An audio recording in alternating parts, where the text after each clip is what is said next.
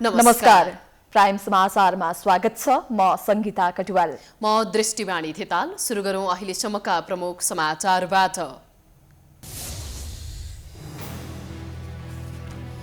बैतडीकी 17 वर्षीय भागीरथी भट्टको हत्या प्रकरण रहस्यमय बन्दै तत्काल अपराधी पत्ता लगाउन परिवारको आग्रह, दबावका लागि सडकमा आन्दोलन। अख्तियारमा पदाधिकारी नियुक्ति भएसँगै ठूला भ्रष्टाचारका मुद्दा छानबिन हुने अपेक्षा। साना भ्रष्टाचार काण्डलाई प्राथमिकता दिने विगतको अभ्यास अन्त्य हुनेमा भने आशंका। आगामी वैशाख 17 र 27 गतेका लागि घोषणा गरिएको निर्वाचनप्रति नागरिक विश्वस्त हुन सकेनन्। संसद विघटन सम्बन्धी मुद्दा र दल विवादले आयोग नै अन्योलमा। संसद विघटन सम्बन्धी मुद्दामा विपक्षीको बहस माघ महिनाभित्र सक्न प्रधान न्यायाधीशको आग्रह।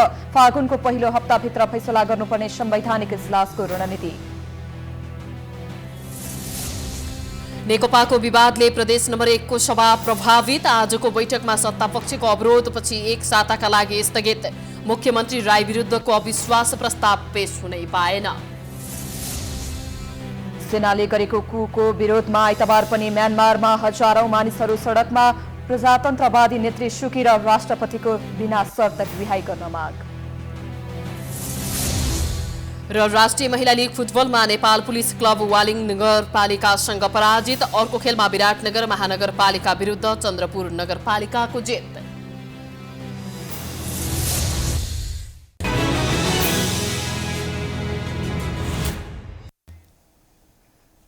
अब समाचार विस्तारमा।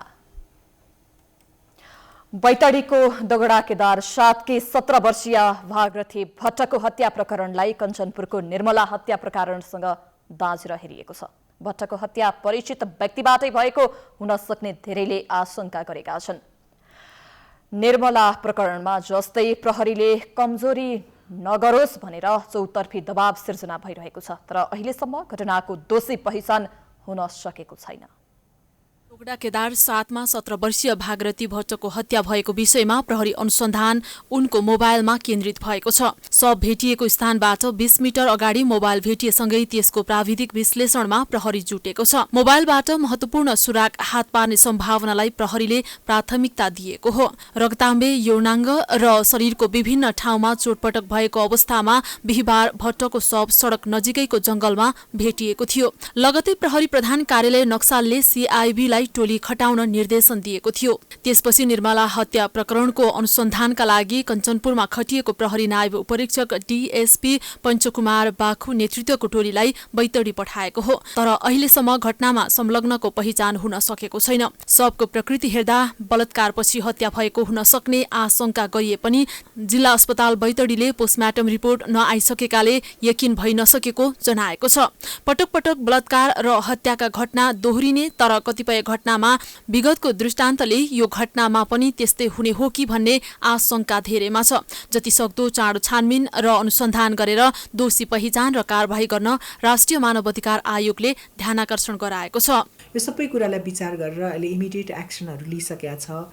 सबभन्दा ठुलो कुरो प्रमाण नष्ट हुनु हुँदैन र साक्षीहरूले चाहिँ नि एउटा राम्रोसँग त्यहाँ आफ्नो कुराहरू राखिदिनु पर्यो। एउटा बलात्कार गर्ने, त्यसमाथि पनि हत्या गर्नेलाई नेपाल सरकारले तोकेको ऐन कानुन बमोजिमकै कारबाही हुन्छ होइन, त्यो हुनै पर्छ। र अहिले त अब धेरै थरीबाट माग पनि भइरहेछ बलात्कारीलाई। अहिले हामीलाई थाहा छ सबभन्दा ठुलो क्राइम भनेको हत्या हो, त्यसमाथि पनि बलात्कार गरेर हत्या गरेको त एकदम सिरियस क्राइम भएको हुनाले हद्दैसम्मको कारबाही जुन हाम्रो सम्बन्धित ऐन कानुनले दिएको प्रचलित कानुन अनुसारको चाहिँ कारबाही त हुनै पर्छ। नेकपा प्रचण्ड माधव समूह र नेपाली कांग्रेसले पनि प्रकरणको सत्य तथ्य अनुसन्धान गरेर यथाशीघ्र दोषीलाई सार्वजनिक गर्न माग गरेका छन्। घटनास्थलबाट मोबाइल सहित अनुसन्धानका थुप्रै क्लू फेला परेकाले सत्य तथ्य चाँडै बाहिर आउने प्रहरीको विश्वास छ। तर विगतमा भएका यस्ता जघन्य अपराधिक घटना मानवीय हेलचेक्राइले नै हुने र प्रहरी अनुसन्धानमा कठिनाई आउने गरेको कारण अपराधी पत्ता लगाउन समस्या हुने गरेको प्रहरीको भनाइ छ। इन्भेस्टिगेसन भनेको लङ टर्म प्रोसेस हो यो हैन। यसलाई त अब यो त सूक्ष्म ढङ्गले कन्टिन्युअस गरिराख्ने विषय भयो। घटना घटिसके पछाडि त्यो घटनालाई घटनास्थल सुरक्षित राखिदिएको अवस्थामा तत्काल हामी प्रयोग हुन्छौँ र हामी के सहित प्रयोग हुन्छौँ, हाम्रा इक्विपमेन्ट सहित प्रयोग हुन्छौँ। त्यति मात्र नभएर हाम्रो तालिम प्राप्त डगहरू पनि हुन्छ। त्यो डग समेत गएर चाहिँ हामीले चाहिँ अनुसन्धान गर्दा छिटो हामीले अपराधी अभियुक्तहरू पक्राउ गरेका छौँ बुझ्नुभयो नि, त्यसको नजिक पुगेका छौँ। तर आफैले पहिला त्यो घटनास्थल छिरेर पसेर हेरेर आत्तिएर त्यो गर्न साथै चाहिँ के हुने भयो, अब त्यो त घटनास्थल बिग्रियो। जिल्ला अस्पताल बैतडीले शनिबार दिउँसो नै भजाइनल स्वाब सङ्कलन गरेर परीक्षणका लागि प्रयोगशालामा पठाएको छ। पोस्टमार्टम सब भजाइनल सब र शरीरका निलडामको प्रमाणबाट शङ्का गरिएका मानिससँग भिडाउन बाँकी छ। पोस्टमार्टम साँझसम्ममा आउने र यस लगतै कारबाही सुरु गरिने प्रहरीको भनाइ छ। आमासँग गफ गरेर स्कुल गएकी भागीरथी भट्ट घर नै फर्किएनन्।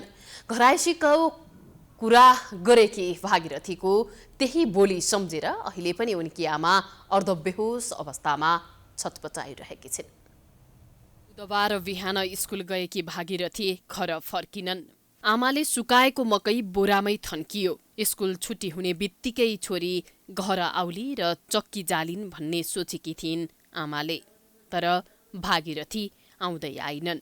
केही समय अगाडि मात्रै पति गुमाएकी भागीरथीकी आमाले सेतो कपडामा बुधबार साँझसम्म पनि छोरी आउने आशामा उनको बाटो हेरिरहिन्। भागीरथीसँगै साथीहरू सबै स्कुल गएकाहरू फर्किए। हेर्दा हेर्दै डाँडामाथिको घाम क्षितिजमा पुग्यो। एकैछिनमा क्षितिज पारी देखिएको सूर्य अस्तायो अनि झमक्क रात पर्यो। चारैतिर अन्धकार भयो। तर भागीरथी फर्किएर घर आइनन्। अबेरसम्म घर नआएपछि सोधखोज हुन थाल्यो। ठुली भएकी छोरी कतै साथीकोमा गइन् कि भन्ने अनुमान लगाइयो। सबैतिर खोज्न थालियो। बिहिबार प्रहरीकोमा उजुरी पनि गरियो। सबैतिर हल्ला खल्ला भयो। भागीरथी हराएको खबर गाउँभरि फैलियो। भागीरथी जिउँदै होलिन् भन्ने आश चाहिँ सबैको मनमा थियो। तर त्यो आशा निराशामा परिणत भयो। बिहिबार भागीरथी भेटिन्, तर सधैँका लागि आँखा बन्द गरेको अवस्थामा। घर नजिकैको लवलेक भन्ने स्थानमा भागीरथी मृत अवस्थामा फेला परेकी थिइन्। सायद घर पुगेर चक्की जाने हतारमा हुँदै हुन् भागीरथी। तर दुष्ट पापीहरूले उनलाई घर पुग्नै दिएनन्। मृतक भागीरथीकी आमा अहिले चिच्याइरहेकी छिन्, रोइरहेकी छिन्। छोरी मकै सुकाइराख्नु आमा, म स्कुलबाट फर्किएर चक्की जाउँला भनेकी थियौ। आज 5 दिन भइसक्यो। तिमी किन आउँदिनौ छोरी? मैले मकै सुकाएर बोरामा हालिदिएकी छु। आऊ छोरी, चक्की जाऊ। तिमी कहिले आउँछौ छोरी? छिट्टो आएस्। यसै बीचमा बरबराइरहेकी उनकी आमा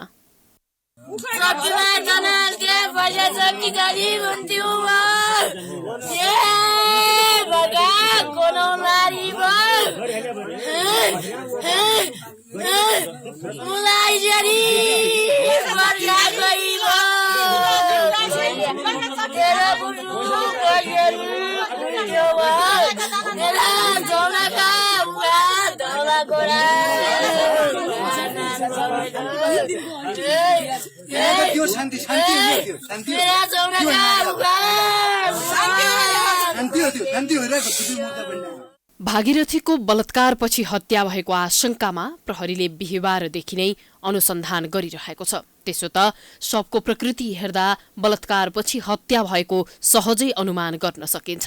भागीरथीको न्यायको माग गर्दै जिल्लाका विभिन्न ठाउँमा प्रदर्शन जारी छ। कतै यो घटना पनि निर्मला पन्त हत्याकाण्ड जस्तै हुने हो कि भन्दै शंका जाग्न थालेको छ। बैतडीबाट जनक साउदको रिपोर्ट। बैतडीमा बिहिबार मृत अवस्थामा फेला परेकी किशोरीको हत्या भइसकेपछि दोषीको कारबाही गर्दै यति बेला प्रदर्शन भइरहेको छ। दोगडा केदार गाउँपालिका 7 की 17 वर्षीय किशोरी भागीरथी भट्टको बलात्कारपछि भएको हत्या र दोषीको कारबाहीको माग गर्दै नेविसँग आबद्ध विद्यार्थीहरूले काठमाडौँको प्रदर्शनी मार्गमा प्रदर्शन गरेका हुन्। विगतका दिनमा निर्मला पन्त र सम्झना बेको लगायत किशोरीको बलात्कार गरी हत्या हुँदा समेत संलग्नलाई पक्राउ गरी कारवाही नहुनु दुःखद भएको प्रदर्शनमा सहभागीहरूको भनाइ छ। भागीरथीहरूलाई खुलेर हिँड्न पाउने यो देशमा अवस्था छैन। यो सरकारलाई मेरो प्रश्न छ, हामी जस्ता हजार निर्मलाहरू, हजार भागीरथीहरू, हजार सम्झनाहरू ढुक्कपूर्वक हिँड्न पाउने दिन कहिले आउने हो? एउटा कुर्सीको लागि हामीले जसलाई सत्तामा पठाएको छौँ यो देश निर्माणको लागि, उनीहरू एउटा कुर्सीको लागि लड्दै गर्दा उनीहरूले देश अनि जनताको लागि, हजार छोरीहरूको लागि खुलेर हिँड्न पाउने एउटा अवस्था कहिले सिर्जना हुन्छ? बुधबार विद्यालयबाट फर्कने क्रममा सम्पर्कविहीन भएकी भट्टको शव बिहीबार साँझ स्थानीय लवलेक सामुदायिक वनमा भेटिएको थियो। उनको बलात्कारपछि हत्या भएको आशंका प्रहरीले गरेको छ। यद्यपि घटनाको अनुसन्धान भइरहेको प्रहरीले जनाएको छ।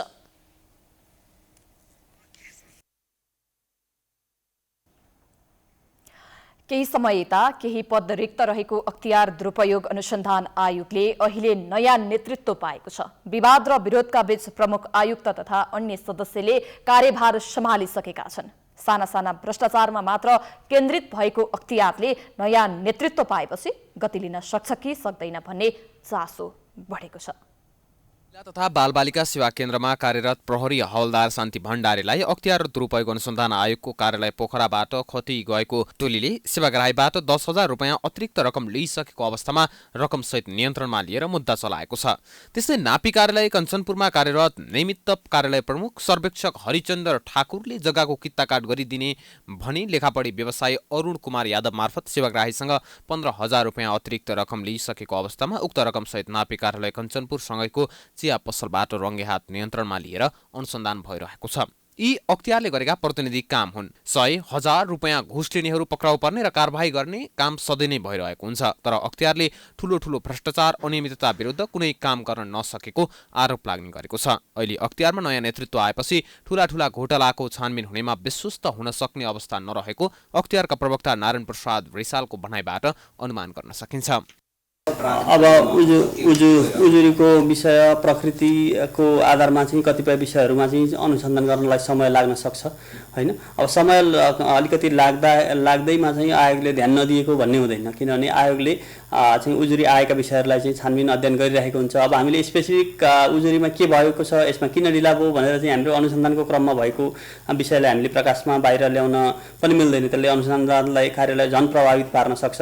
त्यो भएकाले अब आएका उजुरीहरूलाई आयोगले एकदम गम्भीर ढङ्गले अनुसन्धान गर्छ, छानबिन गर्छ र चाहिँ त्यसमा भएको तथ्यगत कुराको आधारमा चाहिँ अगाडि बढ्छ। अख्तियारले स्टिङ अपरेसन गर्दा मन्त्री सचिव महानिर्देशक तथा उच्च पदस्थलाई समातेको खासै सुन्न र देख्न पाइएको छैन, जसका कारण पनि अख्तियारप्रति आम जनताको आशा र भरोसा बढ्न नसकेको हो। अख्तियारले उपचारात्मक, प्रवर्धनात्मक र निरोधात्मक विधि मार्फत भ्रष्टाचार नियन्त्रणका कार्यहरू गर्दै आइरहेको भए पनि यी तीनवटै कार्यबाट अख्तियारले अपेक्षित सफलता हासिल गर्न सकेको छैन। तर अब संस्थागत विकासलाई पनि जोड दिने अख्तियारको तयारी छ। हामीले चाहिँ अब यो दण्डात्मक अथवा उपचारात्मक भन्छौँ, एउटा अर्को निरोधात्मक र अर्को प्रवर्धनात्मक, तीनटा रणनीतिमा हामीले काम गरिरहेका थियौँ। तर चाहिँ आयोगमा उजुरीको सङ्ख्या पनि धेरै वृद्धि हुने भइरहेको अवस्था, त्यसपछि त्यसमा जनशक्तिको क्षमता विकास पनि गर्नुपर्ने, अनुसन्धानका पनि नयाँ विधिहरू चाहिँ ल्याउनु पर्ने भन्ने हिसाबले हामीले अहिलेको रणनीतिमा चाहिँ संस्थागत क्षमता विकास गरेर जानुपर्छ भनेर अर्को रणनीति पनि हामीले चाहिँ ल्याएका छौँ। र त्यो अन्तर्गत चाहिँ कर्मचारीको क्षमता विकास गर्ने अथवा उजुरीको सङ्ख्या अझै बढ्दै गयो भनेदेखि अब अहिलेको जनशक्तिले नपुग्ने भयो नि त्यसको लागि पनि चाहिँ अब सोच्नुपर्ने हुन्छ हैन। त्यो हिसाबले चाहिँ संस्थागत रणनीतिक योजनै बनाएर चाहिँ आयोग अगाडि बढेको छ। यसैगरी नीतिगत तहमा हुने करोडौं अर्बौंको भ्रष्टाचारमा संलग्न हुनेहरूको सुईको समेत पाउन नसक्नु अख्तियारको लागि ठूलो चुनौती हो। त्यसैले अब अख्तियारले उच्च तहमा हुने नीतिगत भ्रष्टाचारको जालो तोड्न सक्ने गरी आफ्नो संयन्त्र परिचालन गर्न र विकास गर्न सक्नुपर्छ। चालु आर्थिक वर्षको अर्धवार्षिक तथ्याङ्क हेर्ने हो भने 15,410 उजुरी परेकोमा 5,281 उजुरी फरसोट भएका छन्, जुन 34.27% हो। त्यस्तै अख्तियारले 6 महिनामा विशेष अदालतमा 60 वटा मुद्दा दायर गरेको छ भने पहिले दिएका मुद्दामा 31 वटा फैसला भएका छन्, जसमा 24 वटा मुद्दामा अख्तियारको पक्षमा निर्णय भएको छ, जुन 77.5% हो। उजुरीको संख्या बढ्दै जाँदा अख्तियारले त्यही गतिमा काम गर्न भने सकेको छैन। आगामी वैशाख 17 र 27 गतेका लागि घोषणा गरिएको निर्वाचन हुने छाँटकाँट देखिँदैन। प्रधानमन्त्री केपी शर्मा ओलीले आफैले घोषणा गरेको चुनाव जनताले चाहेको भनेर प्रचार गरिरहेका छन्। तर तोकिएको मिति आउन 3 महिना भन्दा पनि कम समय बाँकी हुँदासम्म चुनाव हुन्छ भन्ने सुनिश्चित छैन। पुस 5 गते प्रधानमन्त्री केपी शर्मा ओलीले प्रतिनिधि सभा भङ्ग गरेर आगामी वैशाख 17 र 27 गतेका लागि निर्वाचनको घोषणा गरेका थिए। निर्वाचनको मिति घोषणा गरेका प्रधानमन्त्रीले जसरी पनि समयमै निर्वाचन हुन्छ भनेर प्रचार गरिरहेका छन्। संसद विघटनलाई धेरैले गलत कदम भनेका छन् भने अहिले चुनाव आवश्यक नभएको कतिपयको धारणा छ। तर प्रधानमन्त्री ओली भने आफू निकट कार्यकर्ता भेला पारेर चुनावको आवश्यकता पुष्टि गर्ने प्रयासमा देखिन्छन्। चुनावतर्फ जाउँ, अस्थिरता होइन, चुनाव चाहियो, अस्थिरता होइन, चुनाव चाहियो। जनता के भन्छ? जनता के भन्छ? संघीय संसदमा 2/3 बहुमत पाएर प्रधानमन्त्री भएका ओलीले संसद विघटन गरेर फेरि चुनावमा जान चाहनुलाई देशको आवश्यकता भन्ने कि प्रधानमन्त्रीको चाहना, यो गम्भीर विषय हो। अर्कोतिर सार्वजनिक कार्यक्रममा ओलीले चुनाव तोकिएकै मितिमा हुन्छ भनेर दावी गरे पनि त्यो सम्भव हुन निकै कठिन देखिन्छ। चुनाव आउन 3 महिना भन्दा कम समय रहेको अवस्थासम्म देशमा चुनावको माहौल बनेको छैन। मलाई चाहिँ यो चुनाव नाटक जस्तो लाग्छ हैन। अब केपी ओली सरकारले गर्छु भन्नुभएको छ हैन, निर्वाचनले पनि गर्छु भनिरहेछ। अब हामीले हुँदैन कसरी भन्ने, तर भोट हाल्ने मान्छे हुँदैन यहाँ, मलाई चाहिँ त्यस्तो लागिरहेछ। मेरो विचारमा चाहिँ निर्वाचन होला जस्तो लाग्दैन, किनभने अब एउटा पक्षले गराउने भन्छ, अर्को पक्ष गराउँदैन भने हुन्छ। अनि साथै अब फेरि मुद्दा मामिला दुनियाँ परेको छ, सर्वोच्च फैसला के हुन्छ थाहा छैन, त्यसलाई वेटिङ गर्नु पर्छ। मलाई होला जस्तो चाहिँ 100 भन्ने होला जस्तो लाग्दैन मलाई, हुन्छ भने नि गाह्रै पर्छ। नेकपाकै अर्को समूह दाहाल नेपालले समेत सरकार विरुद्ध जनआन्दोलन गर्ने चेतावनी दिइरहेको अवस्थामा चुनाव कसरी होला र भन्ने संशय पैदा गरिदिएको छ। चुनाव गर्नलाई घोषणा भएकै होइन, स्वयं केपी ओलीलाई भरोसा छैन। अस्ति भएका कुरा मैले थाहा पाइसकेका छु। चुनाव त हुँदैन त्यति बेला, जबरजस्ती लाने हो भन्ने छ उहाँहरूको योजना।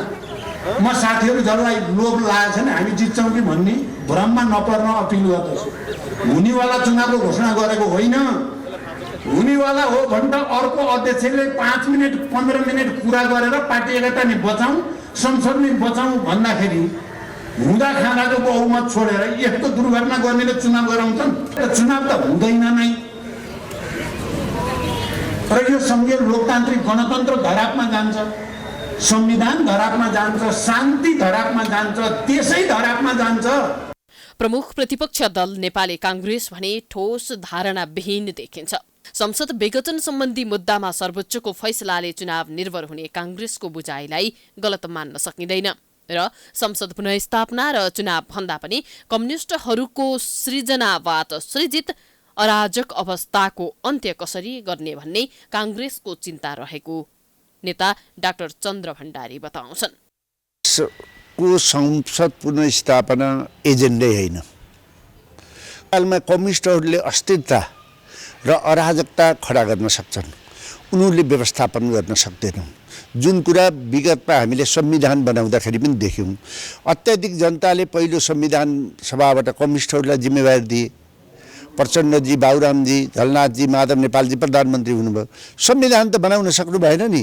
दोस्रो संविधान सभा गरेर कि सुशील कोइराला प्रधानमन्त्री भएर नै हामीले यो संविधान बनाएका हौँ, भले हामी सबै मिलेर गरेका हौँ। त्यसकारण कम्युनिस्टहरूको नेताहरूको यो पढाइ हो कि त्यसमा गलत पढाइ हो कि जहिले पनि अस्थिरता खडा गर्ने, त्यसको समाधानतिर नलाग्ने एउटा प्रवृत्ति नै हो। त्यसै कारणले त कांग्रेसको फेरि आवश्यकता पर्दैछ कि यसले निकास दिन्छ। अर्कातिर नेकपाका दुई समूहको विवादले पनि चुनावलाई अनिश्चित बनाइदिएको छ। निर्वाचन आयोगले नै नेकपाको आधिकारिकता विवाद टुङ्ग्याउन नसक्दा त्यसले पनि निर्वाचन प्रभावित हुने देखिन्छ। नेपाल पक्षका अध्यक्ष नेकपा प्रचण्ड नेपाल पक्षका अध्यक्ष माधव कुमार नेपालले अहिलेको लडाई न्याय संविधान र लोकतन्त्र रक्षाको लागि भएको बताएका छन्। आइतबार असंवैधानिक संसद विघटनमा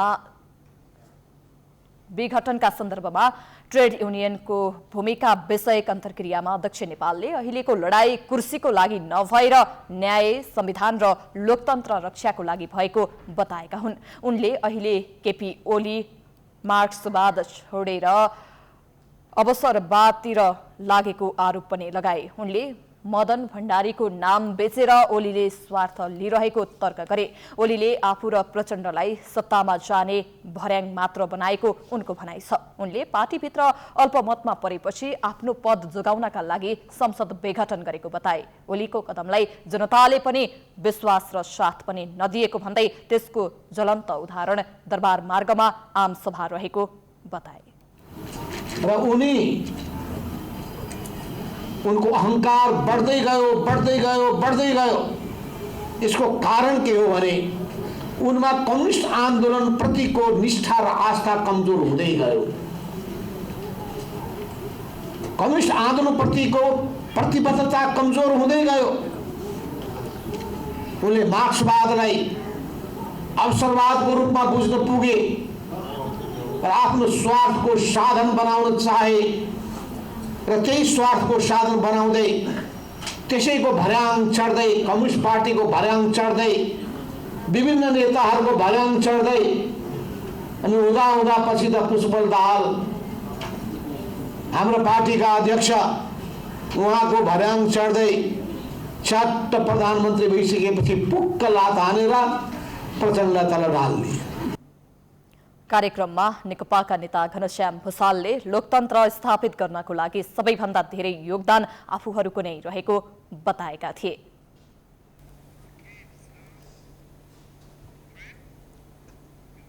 समाचारको सिलसिला जारी छ, हामी विश्रामपछि आउँछौं।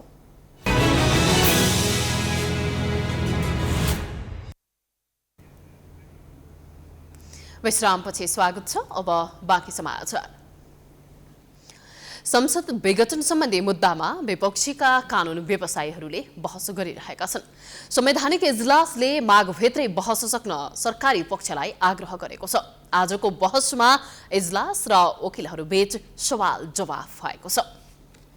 न्यायाधीश चोलेन्द्र शमशेर जवराले संसद विघटन मुद्दामा आफ्नो बहस 30 माघभित्रमा सक्न सरकारी पक्षलाई आग्रह गरेका छन्। विपक्षीका कानून व्यवसायलाई आउँदो शुक्रबारसम्म बहस सक्न आग्रह गरेका हुन्। आइतबार प्रधानमन्त्रीको प्रतिरक्षाका लागि आएका अधिवक्ता रमेश बडालले भने सबै विपक्षीको तर्फबाट नभई प्रधानमन्त्रीको तर्फबाट बहस सक्ने जवाफ दिए। प्रधान न्यायाधीश जवराले प्रधानमन्त्री मात्र नभई सबै विपक्षीहरूको तर्फबाट बहस यो हप्ताभरिमा सक्नुपर्ने अडान लिएका छन्। आइतबारको बहसमा सरकारी वकिलले प्रधानमन्त्री केपी शर्मा ओलीले स्वेच्छाले पदत्याग नगरेसम्म संविधानले अर्को प्रधानमन्त्री नियुक्तिको बाटो नदेखाएको तर्क गरेका छन्। सहन्यायाधिवक्ता उद्धव पुडासैनीले अहिलेको अवस्थामा अर्को प्रधानमन्त्री नियुक्त हुने संविधानले परिकल्पना नै नगरेको दावी गरेका हुन्। अहिलेको व्यवस्था अनुसार प्रधानमन्त्री नै संसद, कार्यकारी र राष्ट्रको नेता भन्दै पुडासैनीले प्रधानमन्त्रीलाई संसदीय व्यवस्थामा निर्णय लिने अधिकार रहेको जिकिर गरे।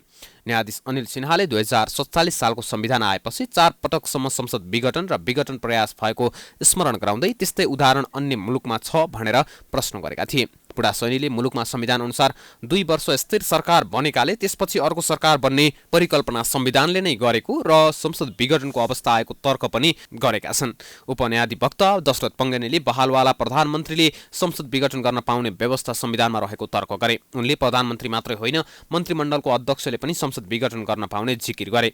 अर्का सहन्यायाधिवक्ता श्यामकुमार भट्टराईले प्रतिनिधि सभा विघटन गरेर प्रधानमन्त्री केपी शर्मा ओलीले जनगमन गरेको तर्क गरे। जनताले राजनीतिक दलहरूको मूल्याङ्कन गर्ने अवसर प्राप्त गरेको कुरा इजलासले बुझ्नुपर्ने भट्टराईको भनाइ थियो। जनताप्रति जवाफदेही थिए कि थिएनन् भन्ने कुराको परीक्षण जनताले गर्न पाउनुपर्ने उनको माग थियो। उनले यसो भनेपछि न्यायाधीशले इजलासबाट प्रधानमन्त्रीलाई संवैधानिक सीमा नाग्ने अधिकार छ त भनी प्रश्न गरेका थिए। जवाफमा भट्टराईले संविधानले शक्तिशाली प्रधानमन्त्रीको परिकल्पना गरेको, लुते प्रधानमन्त्रीको परिकल्पना नभएको बताए। प्रधान न्यायाधीश चोलेन्द्र शमशेर जवराले निर्वाचनको वातावरण छ कि छैन भनेर जिज्ञासा राखेका थिए। जवाफमा भट्टराईले संवैधानिक, कानूनी र राजनीतिक कुरालाई हेर्नुपर्ने जवाफ दिएका थिए। आइतबारको बहसमा नायब महान्यायाधिवक्ता टेकबहादुर घिमिरेले संसदीय अभ्यासमा प्रधानमन्त्रीलाई विघटनको अधिकार हुने बताएका छन्। उनले बिरामी परेको संविधानलाई अदालतले उद्धार गर्नुपर्ने समेत बताए। घिमिरेलाई न्यायाधीश अनिल सिन्हाले संविधान बिरामी नै परेको हो र भनेर प्रश्न गरेका थिए। जवाफमा घिमिरेले बिरामी पार्न खोजिएको बताए। उपन्यायाधिवक्ता दशरथ पङ्गेनीले दल विभाजन नभएको, संसदीय दल दलबाट नहटाएको अविश्वासको प्रस्ताव पनि नआएकाले विघटन सिफारिस तथा सदरमा बदनियत नदेखिएको जिकिर गरेका छन्। उनले बदनियत लगाउनेलाई अभियोग पुष्टि गर्न चुनौती पनि दिए।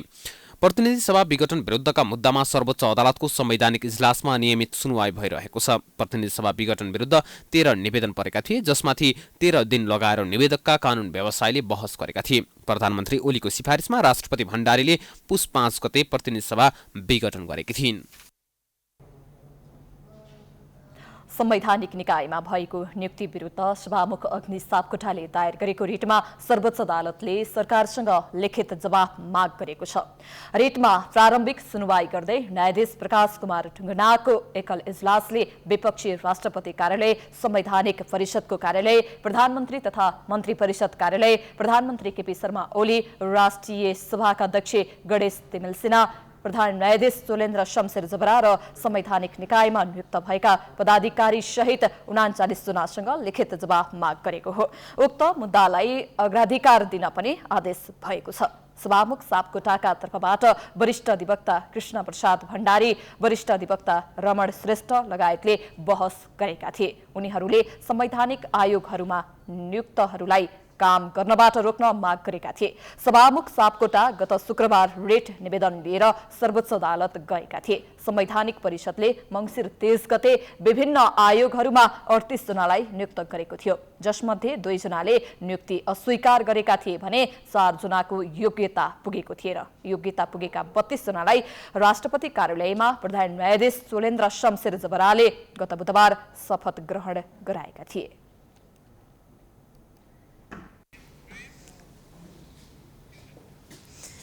प्रतिनिधि सभा विघटन विरुद्ध नेकपा प्रचण्ड नेपाल पक्ष निकट अनेरा सोब्योले आइतबार सिंहदरबारमा घेराउ गरेको छ। पूर्व निर्धारित कार्यक्रम अन्तर्गत प्रधानमन्त्रीलाई विरोध पत्र बुझाउने तयारी गरेका उनीहरूले प्रधानमन्त्रीले समय नदिएपछि सिंहदरबार नजिक हनुमान थानमा विरोध प्रदर्शन गर्दै सिंहदरबार घेराउ गरेका हुन्। प्रधानमन्त्री केपी शर्मा ओलीलाई काम चलाऊ सरकारको संज्ञा दिँदै विज्ञप्ति प्रस्तुत गर्दै प्रदर्शनसहित अनेरा सोब्योले तत्काल सरकारी पदबाट हट्न भन्दै सिंहदरबार घेराउ गरेका हुन्। नाराबाजीका क्रममा विद्यार्थीहरूले we hate you KP Oli, we hate you नारा लगाएका थिए।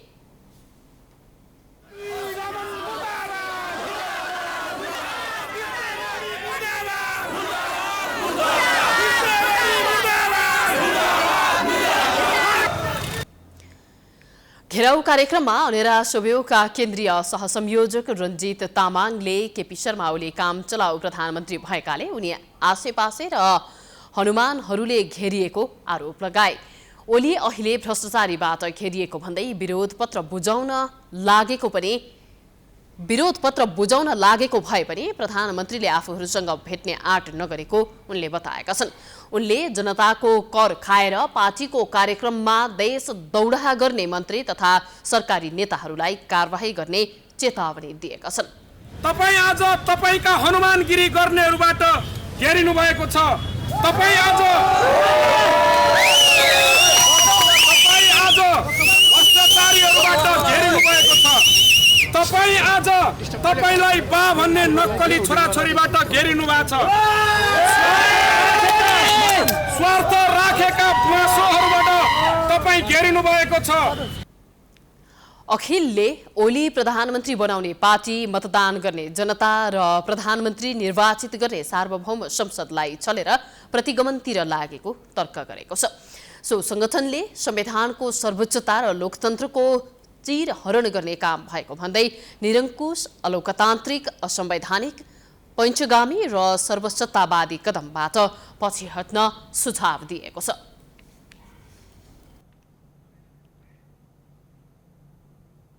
सत्तापक्षको विरोधका कारण प्रदेश 1 को प्रदेशसभा बैठक 1 साताका लागि स्थगित गरिएको छ।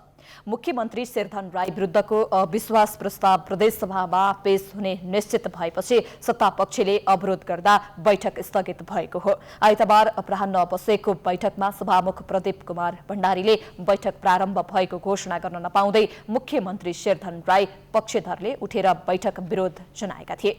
मुख्यमन्त्री राईले संसदीय दलको नेताको हैसियतमा निलम्बन गरिएका 16 जनाको विषय टुङ्गो नलागेसम्म सदन चल्न नसक्ने सत्तापक्षी सांसदहरूको भनाइ छ। उनीहरूले बैठकको काम कारबाही अघि नबढाउन सभामुख समक्ष आग्रह गरेका थिए। सभामुख भण्डारीले पटक पटक बस्न आग्रह गर्दा पनि सांसदहरू नमानेपछि बैठक एक साताका लागि स्थगित भएको हो। विश्वासको प्रस्तावको पक्षबाट बोल्नुहुँदैछ, अविश्वासको प्रस्तावको विरुद्धमा जो माथि अविश्वासको प्रस्ताव आएको छ उहाँले आफ्नो जवाफ दिनु नै छ। त्यसकारणले संसदीय नर्म्सको मूल्य मान्यता अनुसार यो सदनलाई सञ्चालन गरियोस्। बैठकमा मुख्यमन्त्री राई विरुद्ध संसद सचिवालयमा दर्ता भएको अविश्वासको प्रस्ताव पेश हुने कार्यसूची थियो। अर्को बैठक फागुन 9 गतेका लागि तोकिएको छ।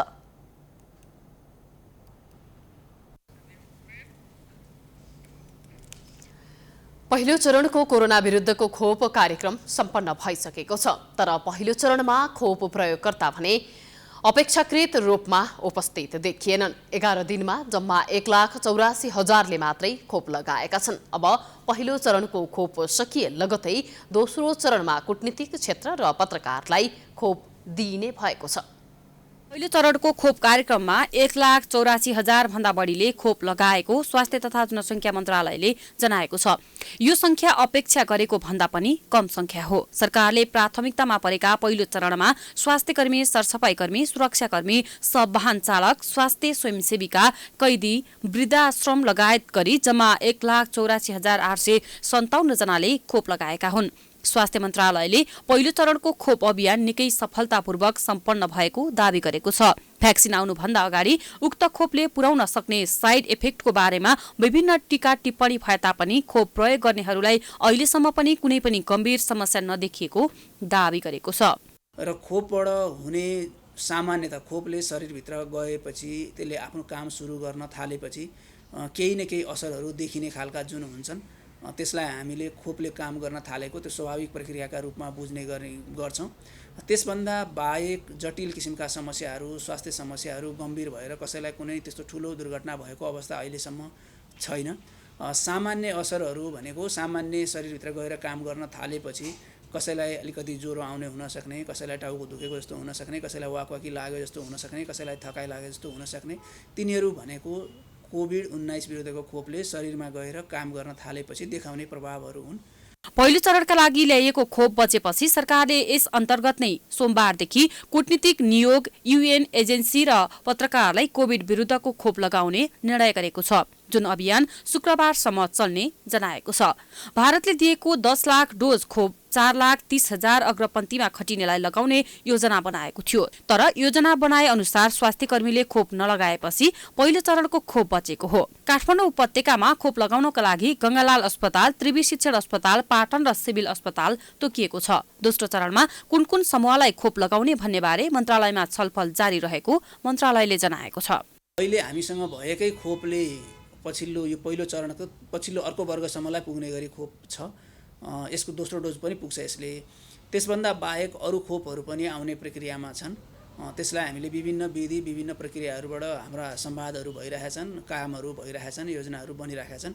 खोपको अभियान चाहिँ अविच्छिन्न तरिकाले अगाडि बढ्ने गरी खोप प्राप्ति गर्ने काममा सरकार लागेको छ। भारतले दिएको 10 लाख डोज खोप 4,30,000 अग्रपन्थीमा खटिनेलाई लगाउने योजना बनाएको थियो, जस अन्तर्गत देशभर 301 खोप केन्द्रबाट 1,84,857 जनाले पहिलो चरणमा खोप लिएका छन्। प्रदेश 1 मा 24,224, प्रदेश नम्बर 2 मा 25,637, बागमती प्रदेशमा 63,308, गण्डकी प्रदेशमा 18,472, लुम्बिनी प्रदेशमा 28,941, कर्णाली प्रदेशमा 9,420 र सुदूरपश्चिम प्रदेशमा 14,855 जनाले खोप लगाएका छन्।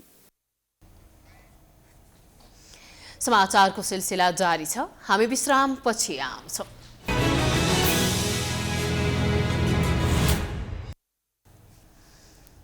विश्रामपछि स्वागत छ। अब बाँकी समाचार। सञ्चार तथा सूचना प्रविधि मन्त्री फारवत गुरुङले कोभिड प्रभावित श्रमजीवी पत्रकारहरूलाई राहत प्याकेज ल्याउने घोषणा गरेका छन्। सञ्चार तथा सूचना प्रविधि मन्त्रालयद्वारा आइतबार काठमाडौँमा आयोजित आम सञ्चार र श्रमजीवी पत्रकार नीति कार्यक्रम र बजेट विषयक छलफल कार्यक्रममा सरकारका प्रवक्ता समेत रहनुभएका मन्त्री गुरुङले त्यसका लागि आवश्यक सुझाव दिन नेपाल पत्रकार महासंघ सहित सरोकारवाला निकायलाई आग्रह समेत गरेका छन्। कोभिड प्रभावित सञ्चार गृह र श्रमजीवी पत्रकारहरूलाई तत्काल राहत दिनका लागि प्राप्त भएको सुझावका आधारमा सरकारले राहत कार्यक्रम ल्याउने उनले बताए। उनले संसद नभएको अवस्थामा जरुरी विधेयक भए अध्यादेशबाट भए पनि कानून ल्याउने जानकारी दिए। मन्त्री गुरुङले आगामी आर्थिक वर्षको नीति कार्यक्रम र बजेटबारे मन्त्रालयलाई सुझाव दिन सरोकारवाला निकायलाई आग्रह समेत गरे।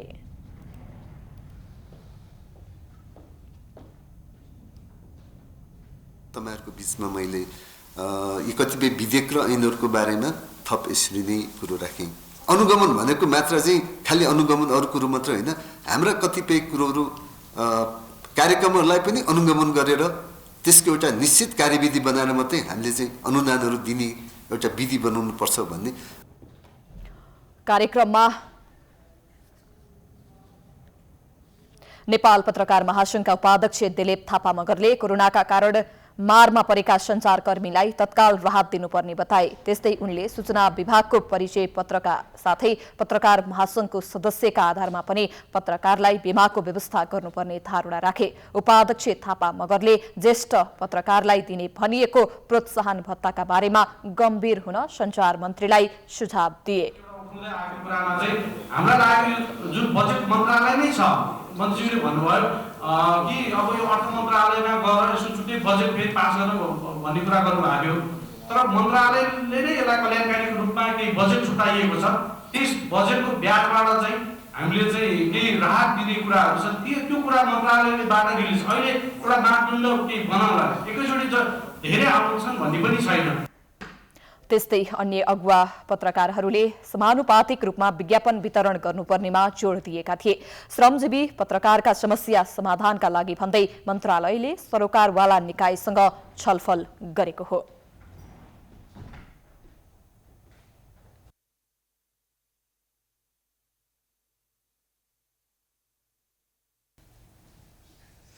अब आर्थिक समाचार।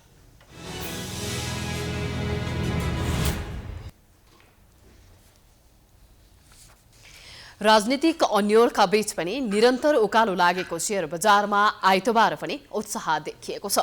बजारमा अनावश्यक हल्ला फैलाएर शेयर बजार घटाउन एउटा गिरोह सक्रिय भए पनि त्यो प्रयास सफल हुन सकेको छैन। शेयर बजारले आइतबार अर्को उचाइ चुम्दै एकै दिन 2वटा रेकर्ड कायम गरेको छ। नेप्से परिसूचक 48.74 अङ्कले बढेर 2524 बिन्दुमा आइपुगेको छ। यो अहिलेसम्मकै उच्च बिन्दु हो। त्यसैगरी 10.5 अर्ब हाराहारीमा कारोबार भएको छ। यो पनि अहिलेसम्मकै उच्च कारोबार रकम हो। आज 202 कम्पनीका 1,77,00,000 किता शेयर 10 अर्ब 44 करोड रुपैयाँमा किनबेच भएको छ। 12 कम्पनीको शेयर मूल्य स्थिर रहँदा 36 कम्पनीको मूल्य घटेको छ भने बाँकी सबै कम्पनीको शेयर बढेको छ।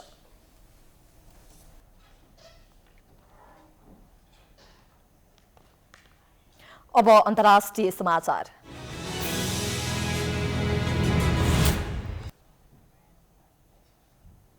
म्यानमारको सेनाले गत सोमबार गरेको कुको विरोधमा आइतबार पनि हजारौं मानिसहरू सडकमा उत्रिएका छन्। प्रदर्शनकारीले म्यानमारकी प्रजातन्त्रवादी नेत्री आङ सान सुकी र राष्ट्रपति वेन मेन्टको बिना शर्त रिहाई गर्न माग गरेका छन्। म्यानमारको सबैभन्दा ठूलो शहर याङनङ स्थित यान विश्वविद्यालय नजिक 2000 भन्दा बढी श्रम संगठन र विद्यार्थीहरू समेत सहभागी भएर सेनाको कदमको विरोध गरेका थिए। नेत्री सुकी र राष्ट्रपति मेन्ट सहित दर्जनौं नेता तथा कार्यकर्तालाई सेनाले नजरबन्दमा राखेको छ। प्रदर्शनकारीलाई विश्वविद्यालयको मूल ढोका बाहिर निस्कन नदिन दंगा प्रहरीले कडा पहरा दिएका थिए। पानीको फोहरा फाल्ने 2वटा ट्रक समेत तैनात गरिएको थियो। आम नागरिकले सेनाले चालेको अप्रजातान्त्रिक कदमको विरोधमा ठूलो संख्यामा दैनिक सडकमा प्रदर्शनमा निस्कन थालेपछि सैनिक नेतृत्वले हिजै इन्टरनेट बन्द गरिदिएको थियो। त्यसैगरी ट्विटर र इन्स्टाग्राम समेत फेसबुक बन्द गरिसकेको छ। म्यानमारमा सेनाले निर्वाचित संसदलाई जिम्मेवारी दिने दिनमा नै लिएको सैनिक कदमले देश अशान्त बनेको छ। दंगा प्रहरीहरूले याङ लगायतका शहरहरूको मुख्य भागहरूमा चोक तथा सडकहरूमा धरपकड बढाएको छ।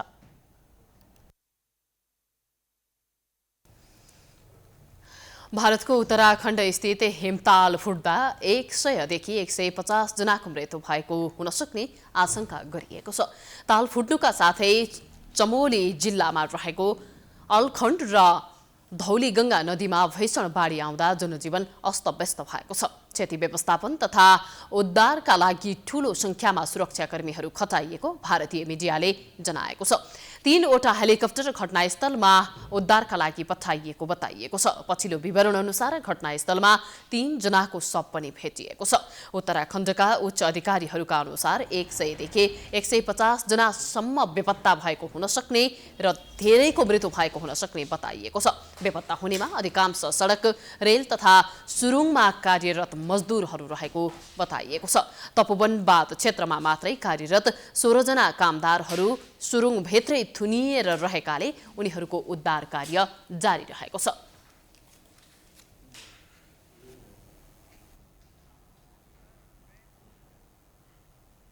अब खेलकुद समाचार।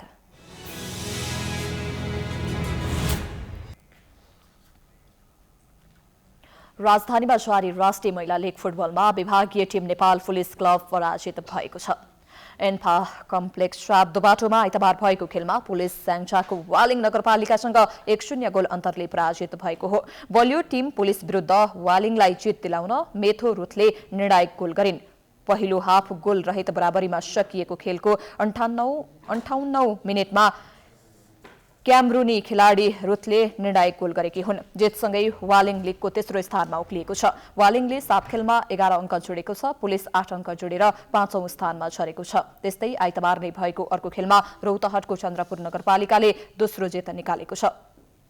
7 दुबाटो स्थित एन्फा कम्प्लेक्समा विराटनगर महानगरपालिकालाई 1-0 गोल अन्तरले पराजित गर्दै चन्द्रपुरले लेगमा दोस्रो जित निकालेको हो। चन्द्रपुरको जितमा रजनी थोकरले 70औं मिनेटमा निर्णायक गोल गरिन्। दोस्रो जित निकालेसँगै चन्द्रपुरले 7 खेलमा 6 अङ्क जोडेको छ। विराटनगरको 7 खेलमा 10 अङ्क छ। महिला लेग अन्तर्गत सोमबार 1 खेल हुनेछ। 7 दुबाटो स्थित एन्फा मैदानमा सोमबार एपीएफ र चौदण्डीगढी नगरपालिका भिड्नेछन्।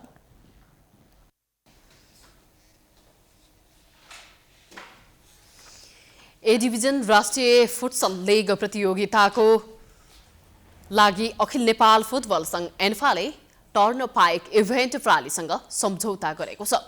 एन्फाले राष्ट्रिय फुटसल लीगको विवरण सार्वजनिक गर्ने तथा प्रतियोगिताको व्यापार प्रबन्धक र व्यवस्थापनका लागि टर्न पाइकसँग आइतबार सम्झौता गरेको हो। एन्फाको फुटसल कमिटीका संयोजक रत्नकुमार श्रेष्ठ र टर्न पाइकका सिइओ ओकेश लोहनीले सम्झौता पत्रमा हस्ताक्षर गरेका छन्। सम्झौता अनुसार टर्न पाइकले एन्फालाई 29 लाख रुपैयाँ उपलब्ध गराउनेछ। सम्झौतापछि बोल्दै एन्फाका अध्यक्ष कर्मा छिरिङ शेर्पाले यसलाई ऐतिहासिक सम्झौताको रूपमा लिएको बताएका छन्। प्रत्येक साल आयोजना गर्ने हिसाबले चाहिँ हामीले यो कार्यक्रमहरू गर्दैछौँ र त्यसपछि हामीले महिला फुटसलको पनि राष्ट्रिय च्याम्पियनसिपहरू चाहिँ हामी गर्दै जानेछौँ। त्यसको लागि पनि तयारीहरू हामी गर्दैछौँ। त्यसले गर्दाखेरि अब फुटसल एउटा एकदमै अति नै पपुलर खेल भएको छ र यसलाई चाहिँ एउटा राष्ट्रको एउटा चाहिँ खेलको रूपमा अगाडि बढाउनको लागि अखिल नेपाल फुटबल सङ्घ तयार भएको पनि जानकारी गराउन चाहन्छु। फुटसलको ए डिभिजन लीग वैशाख 25 देखि जेठ 15 गतेसम्म पोखरामा सञ्चालन हुनेछ। एन्फा फुटसल कमिटीले आयोजना गर्ने लीगमा कुल 10 टिमले प्रतिस्पर्धा गर्ने भएका छन्। लीगको विजेताले 10 लाख प्राप्त गर्दा उपविजेताले 5 लाख पाउनेछन्। यसैगरी उत्कृष्ट गोलकिपर, उत्कृष्ट वेगर, उत्कृष्ट डिफेन्डर, उत्कृष्ट प्रशिक्षक र इमर्जिङ खेलाडीले समान 25,000 पाउने भएका छन्। एन्फाले सहभागी हरेक टिमलाई 1 लाख उपलब्ध गराउने जनाएको छ।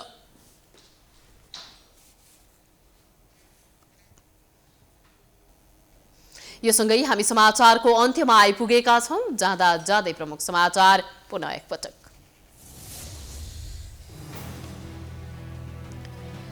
बैतडीकी 17 वर्षीय भागीरथी भट्टको हत्या प्रकरण रहस्यमय बन्दै तत्काल अपराधी पत्ता लगाउन परिवारको आग्रह, दबावका लागि सडकमा आन्दोलन।